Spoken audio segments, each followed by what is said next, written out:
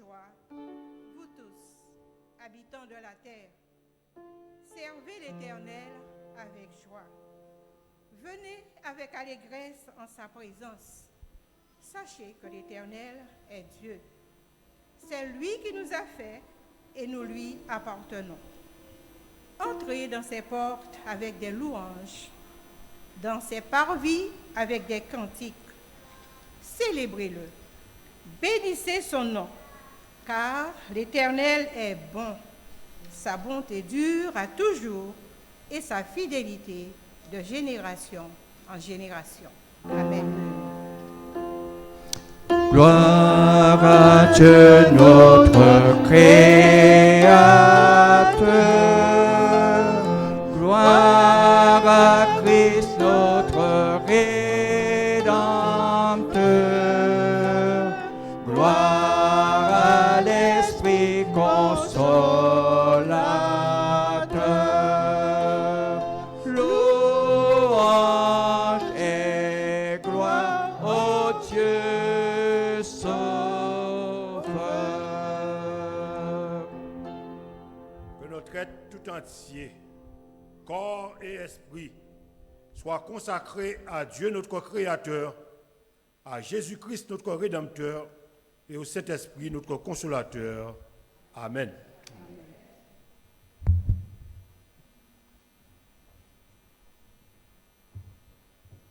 Frères et sœurs, amis visiteurs, vous qui venez de loin ou de tout près, nous vous souhaitons une chaleureuse bienvenue dans la maison de Dieu. Sentez-vous à l'aise, car Dieu prend plaisir à voir ses enfants rassemblés, unis dans l'amour. Soyez bénis. Amen. Nous gardons notre position et nous allons chanter « Conduis-nous, Dieu nous conduit » au numéro 3 de notre hymne de louange. Dieu me conduit par sa bonté suprême, c'est mon berger qui me garde et qui m'aide. Rien ne me manque en ses grands pâturages. Et pour l'amour de son nom admirable, il me protège et rend ma paix durable. Dans sa bonheur, je rends ma paix durable. Quand il faudrait marcher dans la nuit sombre, quand de la mort je traverserai l'ombre, je n'en aurai ni terreur ni détresse, car tu te tiens auprès de moi sans cesse. Même au travers de la vallée obscure, c'est ta houlette, ô Dieu, qui me rassure. Quand dans ma table ainsi qu'au jour de fête, dans ta bonté, tu répands sur ma tête l'huile odorante et ma coupe déborde par tes bienfaits et ta miséricorde.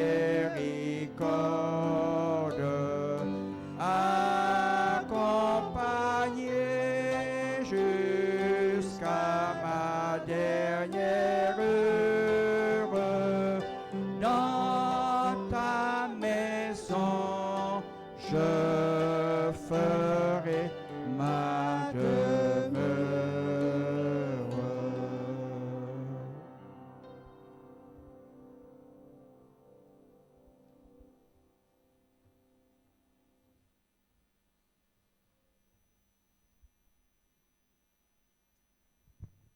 Nous allons prendre la position de la prière. Ceux qui peuvent s'agenouiller le font. Merci.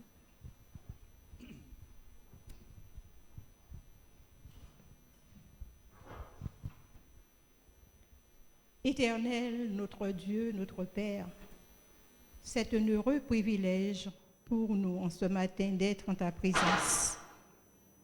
Nous te remercions, Seigneur, pour le souffle de vie que tu nous gardes jusqu'à cette heure. Nous te remercions pour ta bonté, ton amour, ta grâce et ta miséricorde envers nous. En ce séjour que tu as mis à part pour que tes enfants puissent te rencontrer, nous te louons, nous te bénissons, nous te rendons grâce et gloire. Merci Seigneur pour ton Esprit Saint qui est présent pour nous diriger en ce sabbat matin. Nous te présentons au Père tous ceux et celles qui sont présents dans ta maison. Nous voulons aussi te présenter ceux qui sont sur le Zoom, ceux qui sont malades, ceux qui sont à l'hôpital. Et nous te demandons, Seigneur, de bénir chacun, de passer ta main bénissante et guérissante sur chacun, Seigneur, que ce soit une maladie physique, mentale ou spirituelle. Mais Seigneur, tu nous connais mieux que nous-mêmes. Et tu sais, Seigneur, que durant la semaine, sûrement, nous avons eu des moments de faiblesse. Et nous te demandons, Seigneur, pardon.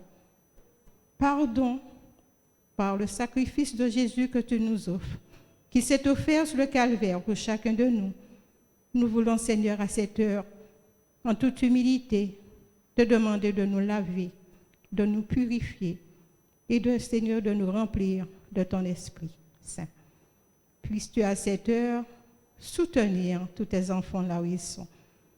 Nous te confions au Père nos dîmes et nos offrandes, afin, Seigneur, que ton œuvre puisse se propager dans le monde entier.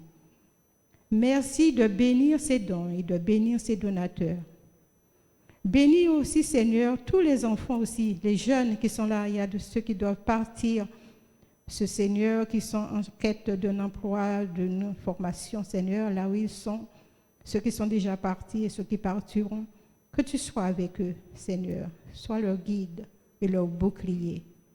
Merci de bénir ton serviteur qui aura le message à nous transmettre de ta part, qu'il soit investi de ton Saint-Esprit, afin, Seigneur, que tout ce qu'il dira soit de nature à nous édifier et à fortifier ton peuple et aussi surtout, Seigneur, à te glorifier. Investis-le, Seigneur, de ton Saint-Esprit et que tout honneur, toute gloire et toute louange te soit rendue au nom de Jésus. Amen. Amen. C'est vrai, le Seigneur est présent dans ce lieu. Nous ressentons sa présence et sa grâce. Joignons-nous au cœur des anges, au pied du Dieu des cieux. C'est vrai, le Seigneur est présent dans ce lieu.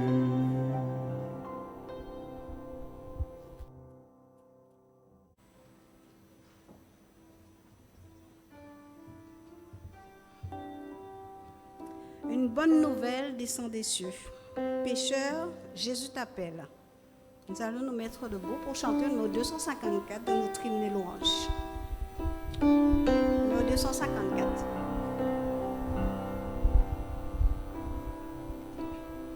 Une bonne nouvelle descend des cieux.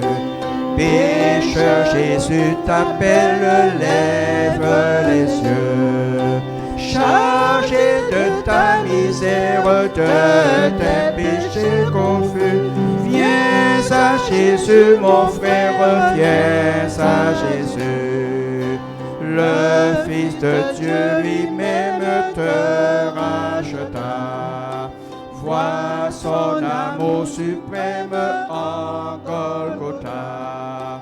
Ô sang qui purifie les cœurs souillés perdus, que ton cœur se confie, viens à Jésus. Celui que Jésus lave de son péché. Ô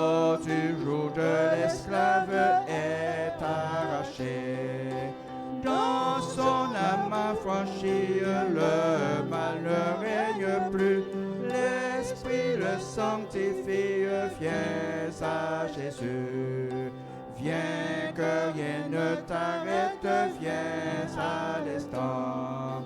Ta délivrance est prête, Jésus t'attend. Si tu crois aux victoires, tes péchés ne sont plus, et tu peux chanter gloire, gloire à Jésus.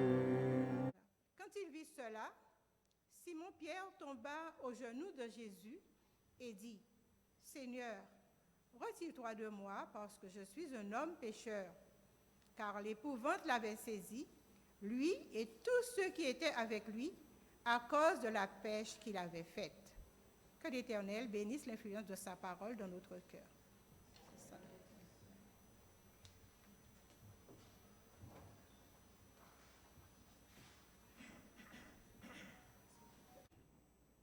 Bonjour, chers frères et sœurs. Amis, vous qui êtes avec nous, on vous a déjà souhaité la bienvenue et moi aussi, je suis très heureux de vous savoir parmi nous en ce soir et en ce midi. Et toutes les fois où nous sommes en présence de notre Dieu, c'est toujours une joie pour nous. Amen. Et c'est toujours une joie pour moi également de pouvoir donc parler de la part du Seigneur. Ce matin, notre sœur Lutin devait tenir le culte. Elle est malade et nous allons également prier pour elle, pour qu'elle puisse retrouver un meilleur, en tout cas, rétablissement, une meilleure santé et pour qu'elle soit donc dans les dispositions nécessaires pour également donc venir vaquer à ses occupations, mais également être au service de notre Dieu. Je vais vous inviter à incliner la tête. Seigneur Père éternel, nous allons ouvrir ta parole.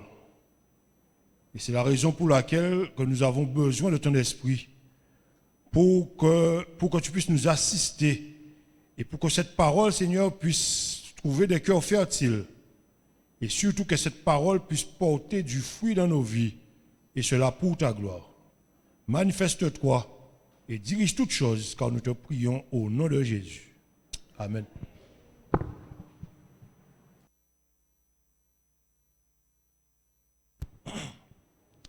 Si je devais donner donc un titre au message de ce midi, j'aurais mis l'appel au service. Notre vie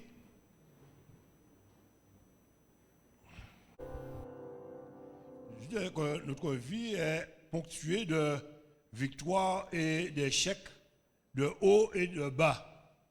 Et chacun d'entre nous, dans nos vies, nous avons ces moments, différents événements de nos vies qui font que nous sommes parfois en haut et parfois en bas.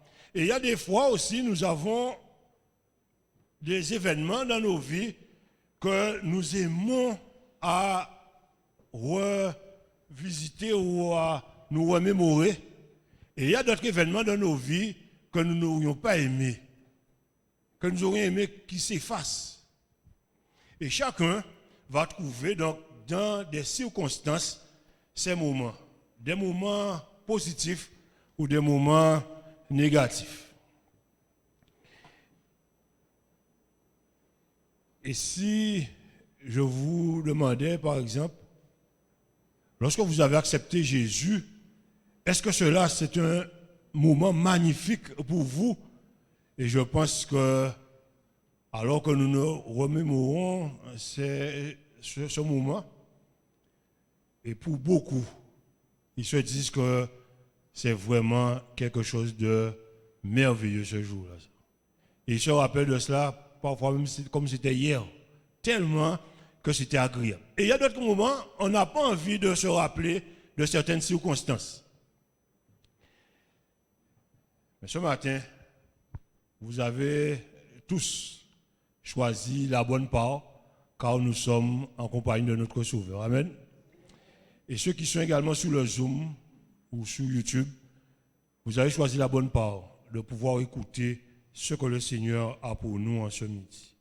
Et toutes les fois où nous sommes en compagnie du Seigneur, c'est toujours un moment positif. Amen.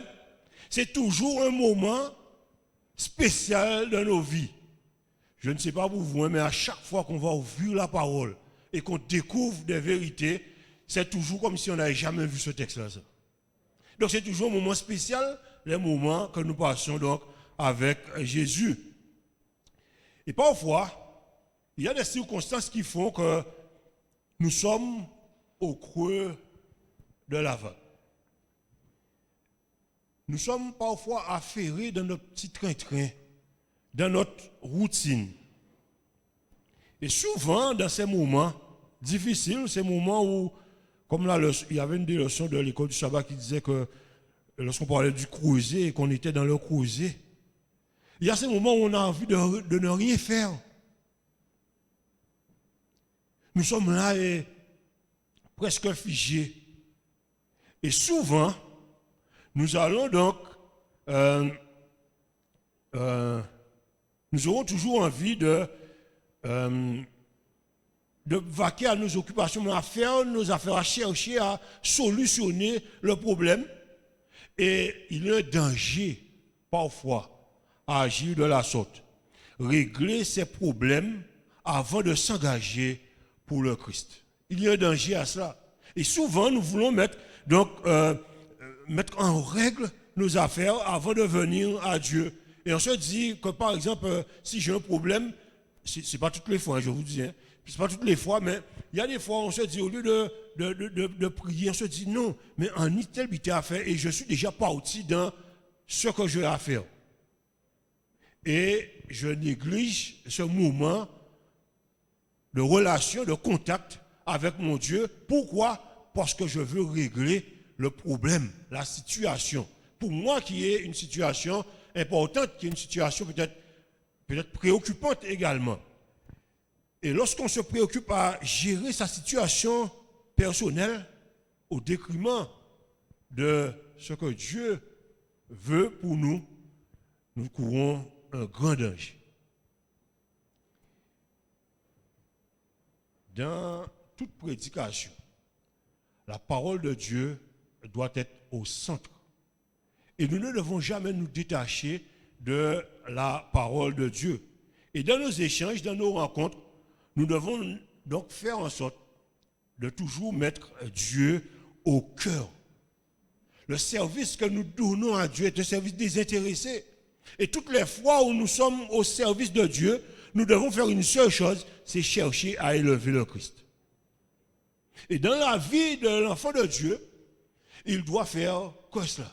Et on va prendre un texte en ce matin, Luc chapitre 5, et à partir du verset 2. Luc chapitre 5, et à partir du verset 2. C'est une histoire que nous connaissons.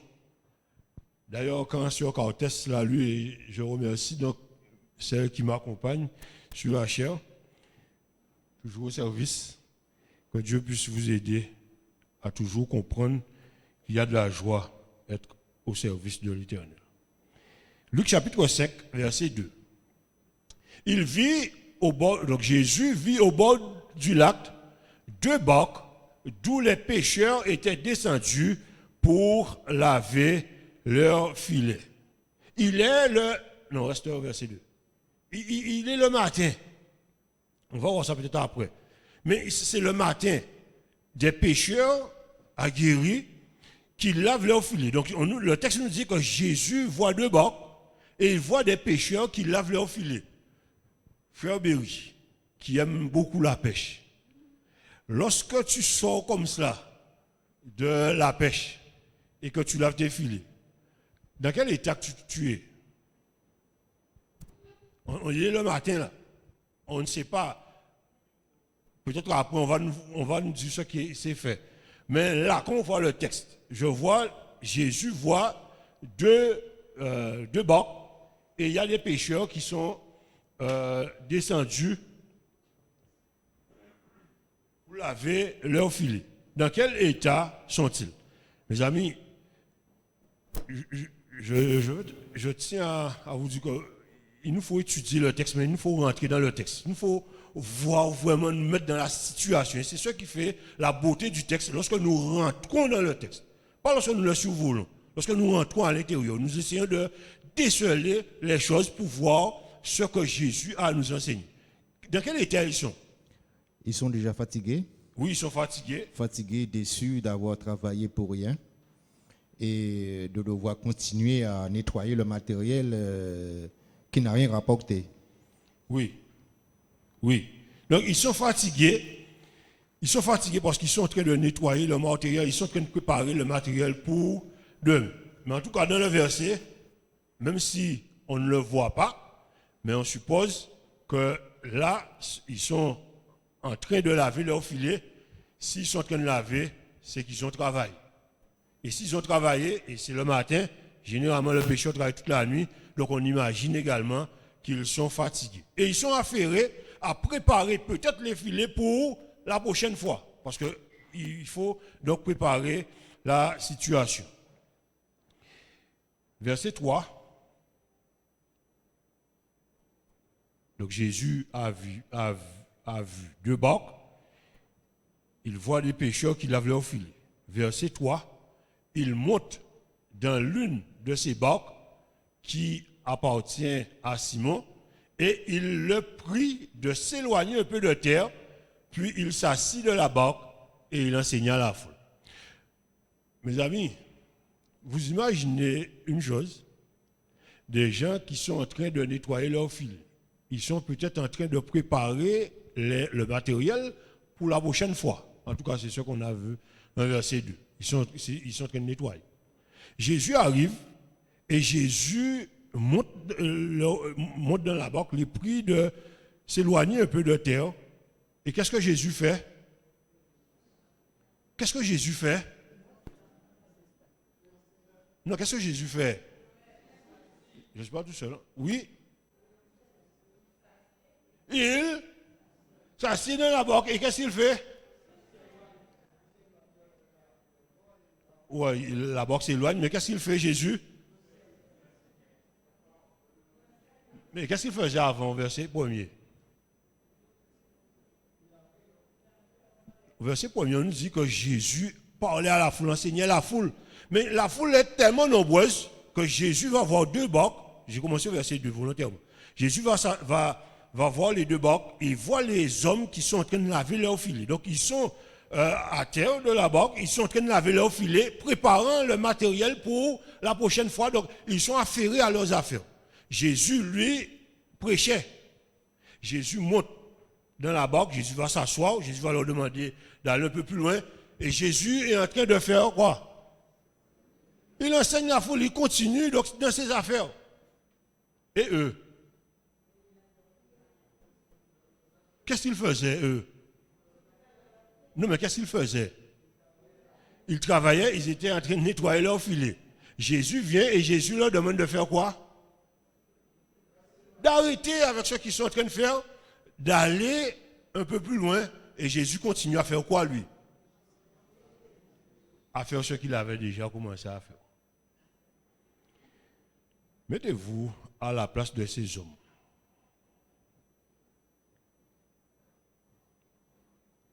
Vous êtes là, dans vos affaires, dans votre routine, vous avez l'habitude de faire cela.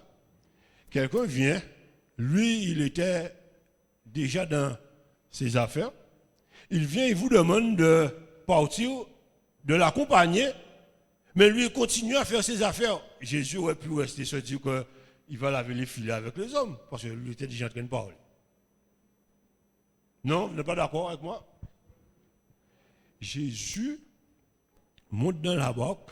On a déjà lu cette histoire-là, ça plein de fois, on a déjà étudié, on a déjà vu.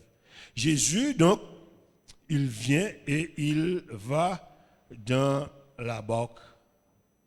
Verset 3, on nous dit qu'il monta dans l'une de ces barques qui était à Simon. Donc là, on a le propriétaire d'une des barques qui appartenait donc à Simon et Jésus va lui demander de s'éloigner. Quelle leçon avait Jésus? Et là, je peux me demander quelle leçon que Jésus avait pour la foule, quelle leçon que Jésus avait pour Simon et quelle leçon Jésus avait également pour les autres pécheurs. Avant de trouver quelle leçon Jésus avait pour nous, Jésus parlait déjà à la foule. Donc, lui, il continue à parler à la foule. Simon-Pierre, propriétaire d'une des barques, Jésus l'invite à rentrer dans sa barque. Mais et les autres pécheurs qui étaient, parce qu'il y avait 2 barques, et les autres pécheurs qui avaient là, quelle leçon que Jésus avait pour eux? Mes amis, dans toute situation, Dieu a toujours une leçon pour ses enfants. Et on peut dire amen à cela. Dans toute situation, Dieu a toujours une leçon pour ses enfants. Mes amis, alors que nous étudions, par exemple, peu importe, même la leçon de l'école du sabbat, Dieu a une leçon spéciale pour toi dans la leçon que tu fais de l'école du sabbat. Avant que Dieu ait une leçon à donner à quelqu'un d'autre, toi qui étudies, Dieu a une leçon pour toi. Et il faut comprendre la leçon que Dieu a t'enseignée. Et souvent, nous voulons mettre l'enseignement tout de suite. Qu'est-ce que Dieu veut donner à l'église ou qu'est-ce que Dieu veut donner au responsable ou à l'ancien ou au directeur de département. Mais avant que Dieu donne un message à quiconque, quand toi tu le découvres, Dieu a un message pour toi, spécial. Et là, nous devons comprendre, mais quelle est la leçon que Dieu avait donc pour Pierre? Es-tu prêt à comprendre tout ce que tu vis dans ta vie? Quelle leçon Dieu t'enseigne dans ce que tu vis là maintenant? Quelle situation que tu vis là maintenant et que Dieu te dit qu'il a un enseignement pour toi dans cela? Es-tu prêt à comprendre dans ce que tu vis la leçon que Dieu a pour toi? Mon ami, il est important pour nous de comprendre cela. Mais en tout cas, dans le creuset de ce qui se passe dans la barque, Dieu a une leçon. Verset 4. Qu'est-ce qu'il y a au verset 4? Lorsqu'il eut cessé de parler, il dit à Simon, avance en pleine eau et jetez vos filets pour pêcher. Jésus les voit affairés à nettoyer leurs filets. Jésus enseigne par la prédication de la parole. Jésus parle à la foule. Jésus veut le bien de la foule.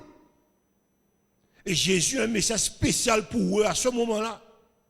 Mais la foule est trop nombreuse et Jésus va utiliser donc un moyen vraiment extraordinaire parce que Jésus est un homme extraordinaire. Il est Dieu, mon ami. Qu'est-ce que Jésus va faire? Il va prendre une barque, il va se mettre à l'écart pour pouvoir avoir une plus grande vision, pour pouvoir continuer à parler à la foule. Parce que le message qu'il veut donner à la foule, c'est que la foule puisse comprendre qui il est, pour que la foule puisse venir et faire partie de son royaume qu'il commence déjà à établir sur la terre à ce moment-là. Mais alors que ses disciples s'arrêtent et sont avec Jésus, en écoutant Jésus également enseigner la foule, lorsqu'il eut cessé de parler, il leur dit,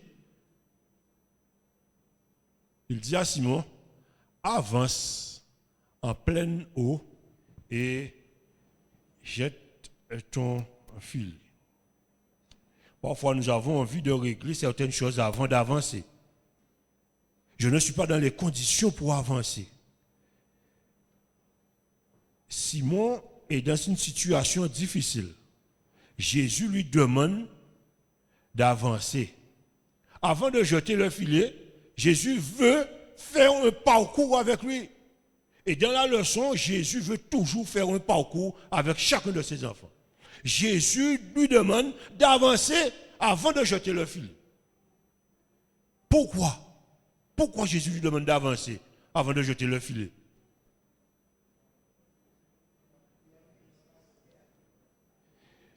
Jésus veut également qu'il puisse comprendre qu'il faut une obéissance également lorsque tu viens à moi.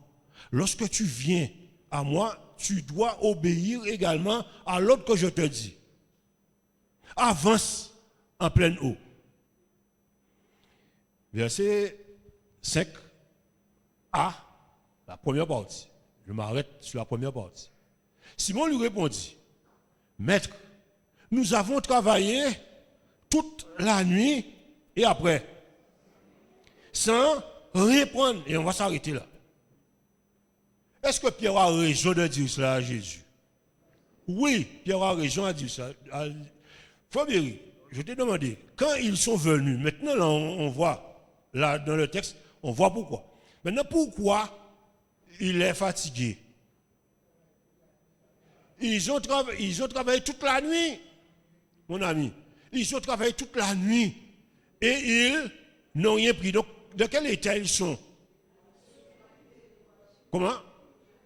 Ils sont fatigués. Oui, ils sont fatigués. Ils sont découragés. Ils sont déprimés. Pourquoi? Parce qu'ils retournent boire de la pêche. Et mon ami, sur le plan physique, ils sont atteints parce qu'ils sont fatigués, ils ont travaillé toute la nuit. Mais lorsque vous travaillez et que vous voyez que vous n'avez pas de résultat, vous êtes fatigué sur le plan moral également. Mais ils sont fatigués également parce qu'ils savent que socialement aussi, ce sera difficile. Pourquoi? Mais s'ils n'ont pas apporté de poisson, qu'est-ce qu'ils ne pourront pas faire? Ils ne pourront pas vendre les poissons. Et s'ils ne peuvent pas apporter du poisson et qu'il n'y a pas à manger, hein? Et Simon Pierre devait nourrir quelqu'un comme moi. Vous imaginez que ce n'est pas la sardine qu'il va apporter. Il faut apporter un poisson sérieux. Donc, vous imaginez, dans cet état de choses, il est fatigué, il est déprimé, découragé, parce qu'ils n'ont rien pris. Et alors qu'ils sont là, nettoyant leur filet, affairés, peut-être en se posant toutes sortes de questions, vous comprenez que ce que Simon Pierre vit là maintenant n'est pas le haut dans sa vie. Mais ce qu'il vit, il est dans le bas de sa vie. Là. C'est un événement qu'il n'aurait pas aimé qu'il se reproduise. Et d'ailleurs, aucun d'entre nous n'aurait aimé travailler et être bredouille. Et cela me rappelle une fois où j'étais allé pêcher. Je suis parti avec un frère et nous sommes allés pêcher. Et ça faisait déjà 1 heure qu'on est là, mais rien. Mais je vois que lui, là, déjà pris 2 poissons. Moi, j'ai rien, je suis là. Mais je me dis, mais j'ai lâché mon truc comme lui m'a montré comment faire ça, mais je suis là, rien. Je vois qu'il y a un autre monsieur qui est venu à côté de nous. Le monsieur a déjà pris. Et moi, rien ne mot. Il me dit, mais il doit être invité à d'autres moi qui part comme putain, qui dit, je reprends mon truc. Je me dis, mais comment je ne prends rien? Et finalement, nous sommes restés là peut-être 3 heures. Je n'ai rien pris. Mais j'étais tellement déçu. Et je vois le monsieur qui était à côté, qui ne me connaissait pas. Hein. Il m'a donné un poisson qui faisait 2 kilos. Il m'a dit, pour savoir. Mais je vous assure que peut-être ceux qui n'ont pas encore pêché n'ont pas encore vu ça. Mais quand vous sortez à la pêche et que vous n'avez rien pris, mes amis, vous êtes un peu déçus. Vous êtes un peu déprimés, oui. Et Simon Pierre dit à Jésus, donc, on a travaillé toute la nuit et on n'a rien pris.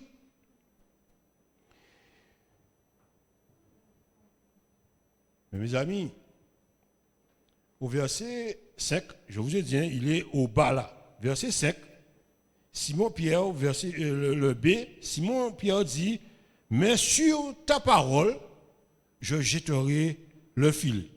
Si Pierre s'appuie sur ses connaissances, si Pierre s'appuie sur sa logique, si Pierre s'appuie sur ce qu'il sait de Jésus, Pierre ne peut pas avancer ni jeter son filet dans la mer. Pourquoi? Pierre sait que le poisson, c'est le soir que le poisson va manger. Là, c'est déjà la journée. Ça, c'est sa connaissance. Oui, on est.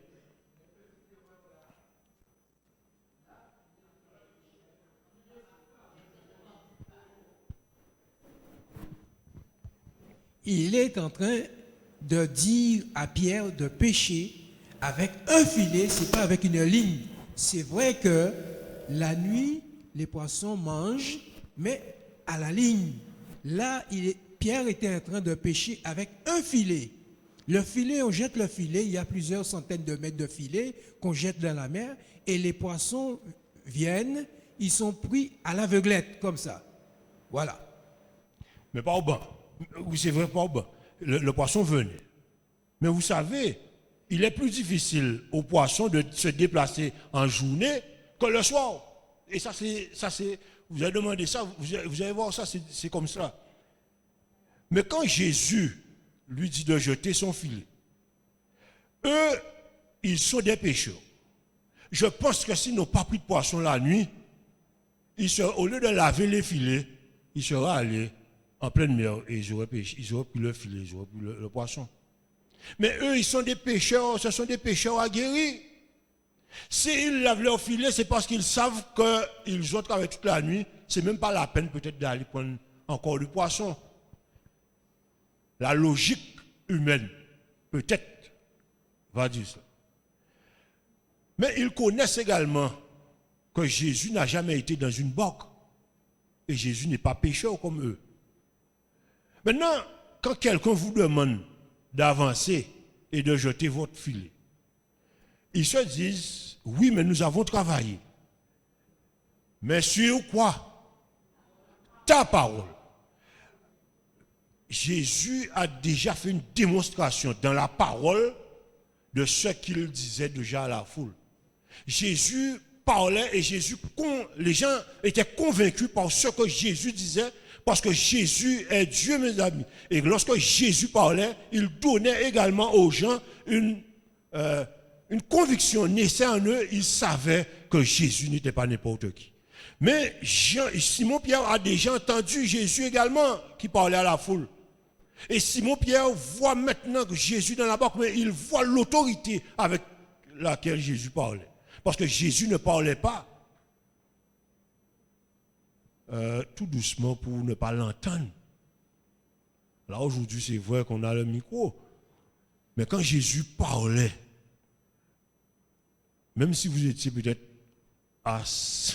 le dernier de la foule, vous entendiez Jésus. Hein? Et là, s'il y a le vin et la mer, si Jésus revient et il va prendre la barque pour parler encore à la foule, vous imaginez que Jésus avait une intonation, mais Jésus avait également une conviction de ce qu'il disait, parce que Jésus était également rempli de l'Esprit de Dieu. Mais Pierre ne va pas s'appuyer sur ses connaissances. Pierre ne va pas s'appuyer sur sa logique. Et Pierre ne va même pas s'appuyer sur ce qu'il sait de Jésus, sinon il n'aurait pas obéi. Il devait donc, pour ne pas arriver là, se décentrer de lui-même, faire taire son ego et faire confiance à Jésus. Et il est utile pour nous de comprendre l'importance de la prédication de la parole. Car en écoutant Jésus, il savait que Jésus n'était pas n'importe qui.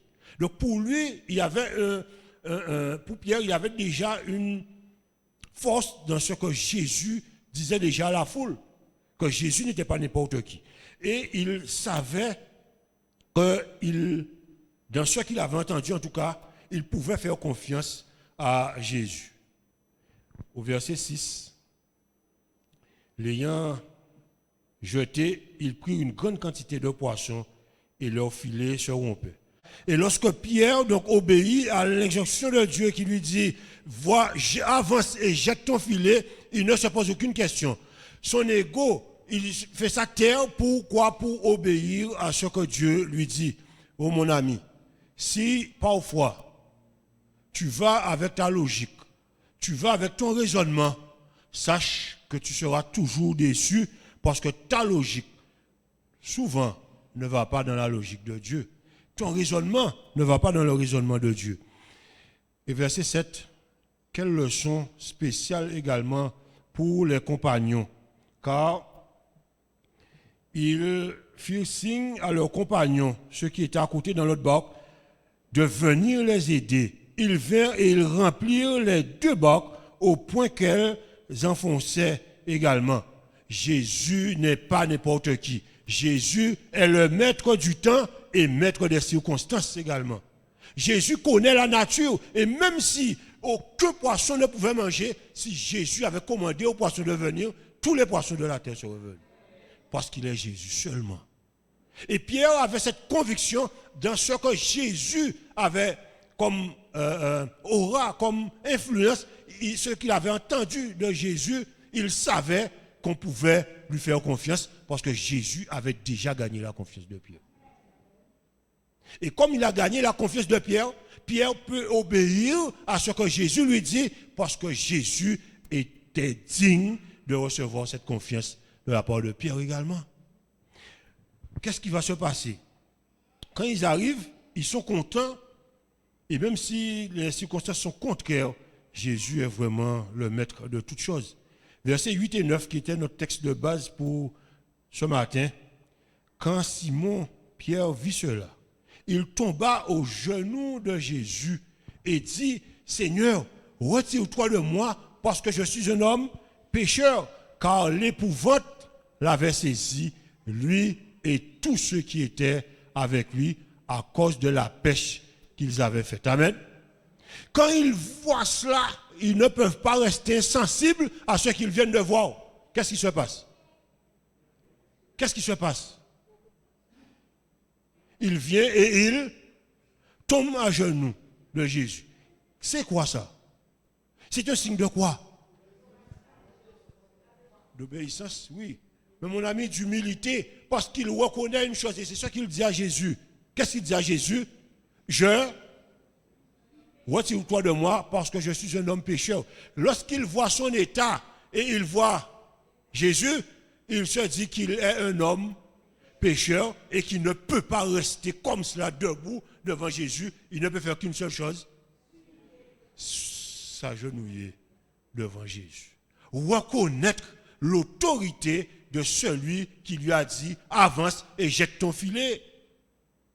Et lorsque Pierre saisit que Jésus est ainsi, il se jette et il dit que je ne suis pas digne.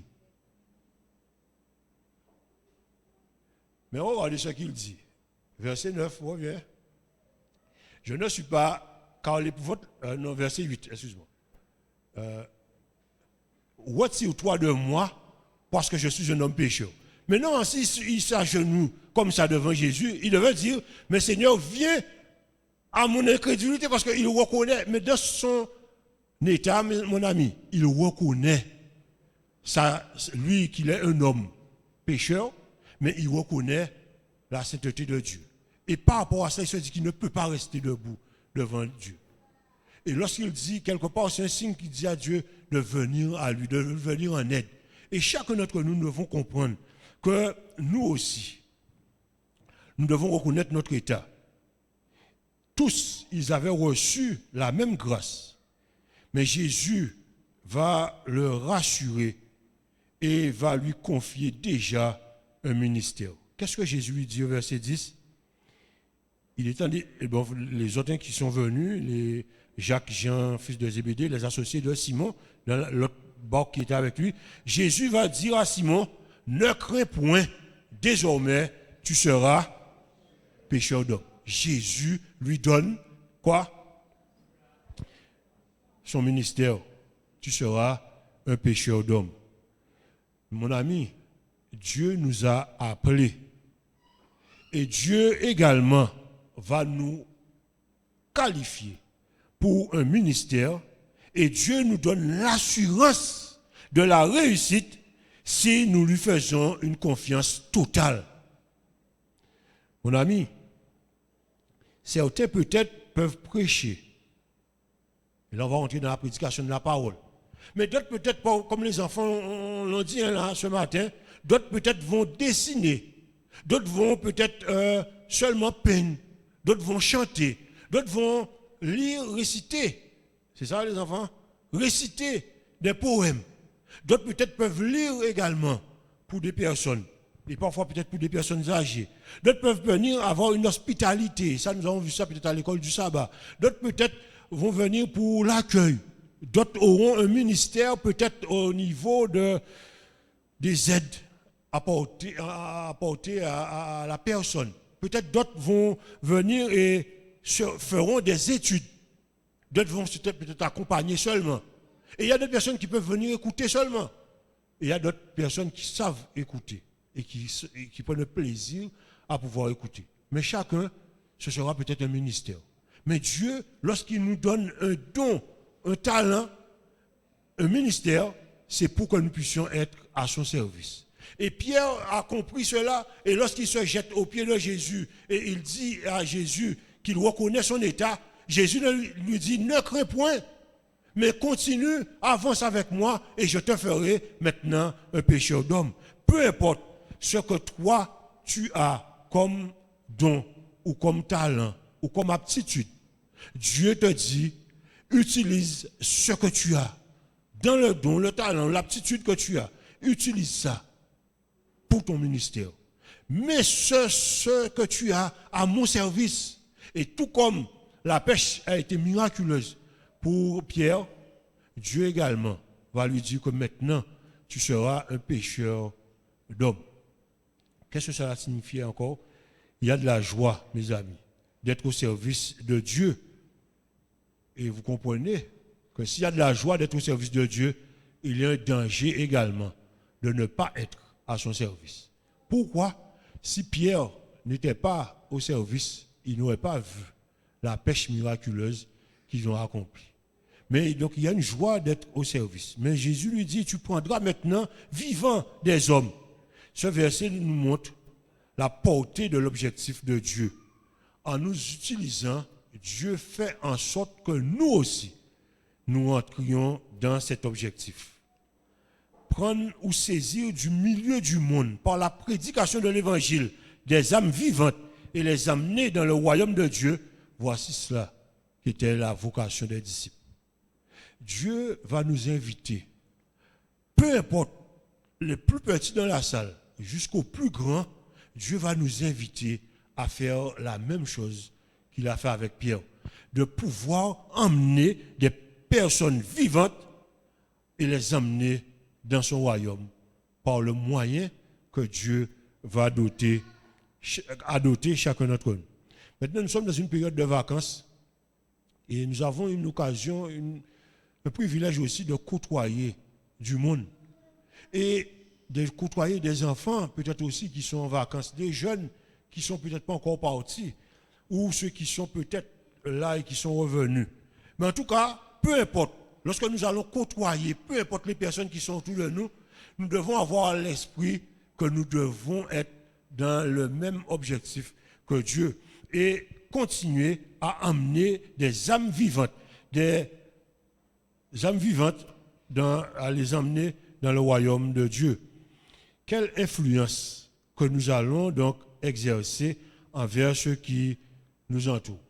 Mais en tout cas, Dieu nous a dotés de talents, de dons, d'influence pour proclamer que Jésus prépare un royaume et il veut que tous ses enfants créés fassent partie de son royaume.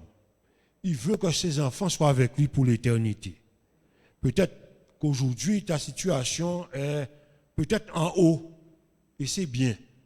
Mais si ta situation est en bas, loue l'Éternel pour ce qu'il fait. Parce qu'il te dit, oui mon ami, tout est bien. Ô mon âme, ne crains rien. L'amour suprême veut que ton seul bien. Comprends ce que l'Éternel a comme leçon pour toi.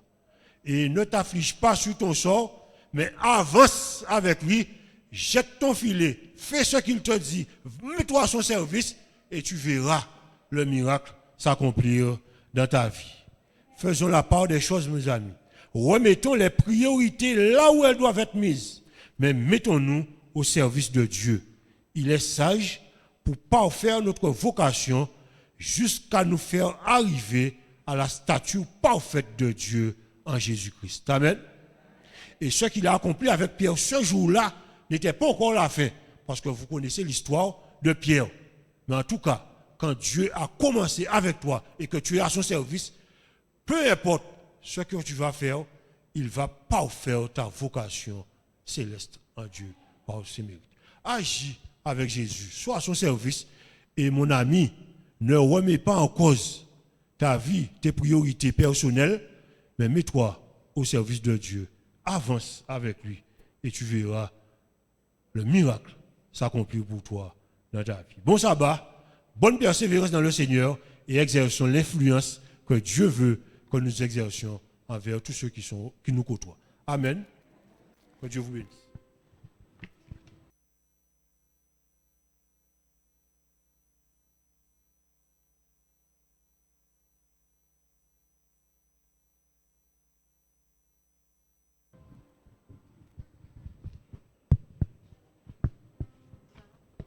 Nous allons nous mettre debout après ce beau message pour chanter au numéro 523. Pardon.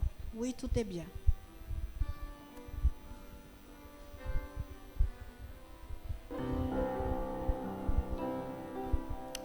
Oui, tout est bien. Oh mon âme, ne crains rien. L'amour suprême veut ton seul bien. Les flots, les vents, il les mesure à son enfant. Dieu, toujours le même, veille sur nous tendrement. Dans nos détresses, Dieu nous tend ses richesses, son grand amour veille nuit et jour par nos douleurs. Il veut former nos cœurs, car Dieu comprend, il entend, il délivre toujours. Attends son heure, sa promesse demeure jusqu'au grand jour. Oui, tout est bien, car j'ai Dieu pour mon soutien. Et sous son aile, je ne crains rien. Aucun malheur ne peut ravir notre bonheur. Quand on a le ciel et Dieu lui-même dans le cœur, dans nos détresses, Dieu nous tend ses richesses, son grand amour veille nuit et jour par nos douleurs. Il veut former nos cœurs, car Dieu comprend, il entend, il délivre toujours. Attends son heure, sa promesse demeure jusqu'au grand jour. Oui, tout est bien, car Jésus petit au ciel. Petit troupeau, ne crains rien. Dieu régnera, enfin le monde le verra. Sa gloire éternelle, le ciel et terre remplira. Dans nos détresses, Dieu nous tend ses richesses, son grand amour, veille nuit et jour, par nos douleurs, il veut former nos cœurs, car Dieu comprend, il entend, il délivre toujours. Attends son heure, sa promesse demeure jusqu'au grand jour. Oui, Seigneur, avec toi tout est bien. Seigneur, nous te remercions infiniment pour ta présence dans cette lieu en ce midi. Nous te remercions également pour ton esprit qui nous a disposés. Nous te remercions pour ta parole également qui a été prêchée. Et alors que cette parole, Seigneur, est implantée dans nos cœurs, que ton esprit puisse faire en sorte que cette parole puisse avoir des racines et puisse porter du fruit, et cela à ta gloire dans nos vies. Que nous puissions te faire une confiance totale et que nous puissions avancer avec toi, quel que soit l'état dont nous sommes, que nous puissions avancer avec toi, car tu es ce Dieu merveilleux qui veut nous faire voir au-delà même de ce que nous voyons. Agis favorablement pour ton peuple. Bénis toutes les familles ici représentées et que, Seigneur, ton nom puisse continuer à être glorifié pendant cette journée de sabbat encore et que nous puissions, Seigneur, vraiment tomber à tes pieds et continuer à recevoir de ton instruction. Bénis-nous, renvoie-nous avec ta paix, ta grâce, l'assurance de ton pardon et permets que nous puissions passer un reste de sabbat agréable dans ta compagnie, car tout est vraiment bien avec toi. Renvoie-nous avec ta paix. Nous te prions au nom de Jésus. Amen. Que la grâce de Dieu soit sur toi pour t'aider à marcher dans ses voies. Reçois tout son pardon et sa bénédiction. Va en paix dans la joie, dans l'amour. Que le Maître te garde toujours dans l'attente de son grand retour. Mets ta main dans sa main tout le long du chemin. Va en paix dans la joie, dans l'amour. Va donner dans sa main tout le long du chemin. Va en paix dans la joie, dans l'amour. Va en paix dans la joie.